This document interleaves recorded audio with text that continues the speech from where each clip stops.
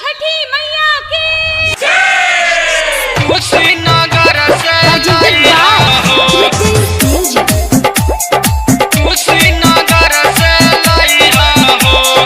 DJ Umesh बोला बोला छठी मैया की सुखीपुर बाजार कुशीनगर से लइहा हो। सैया गोले गोले नारियल कुशीनगर से लइहा हो। ए राजा तान खाती चननिया कुशीनगर से लइहा हो। समौर से लइहा हो, हो जाके तमकुही से लइहा हो। तोह से कहेली तोहार में हरिया बतिया जनत भुलइहा हो। करे जाऊ गोले गोले नारियल कुशीनगर से लइहा हो। राजा गोले गोले नारियल कुशीनगर से लइहा हो।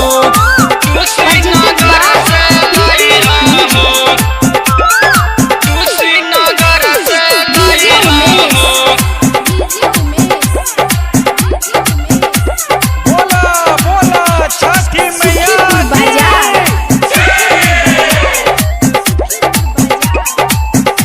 Mix by Suhana studio Panchdevri Bazar Kushinagar से लइहा हो। होई पूजनवा सुनो सजनवा चढ़ल बा कार्तिक महीनावा हो। चढ़ल बा कार्तिक महीनावा हो। होई पूजनवा सुनो सजनवा चढ़ल बा कार्तिक महीनावा हो। टाइम से अइहा हो, ए सैया सब कुछ ले अइहा हो। तो एक दिन ड्यूटी छोड़ी गोरखपुर हाटा बाजार घुमइहा हो। राजा गोले गोले नारियल कुशीनगर से लइहा हो।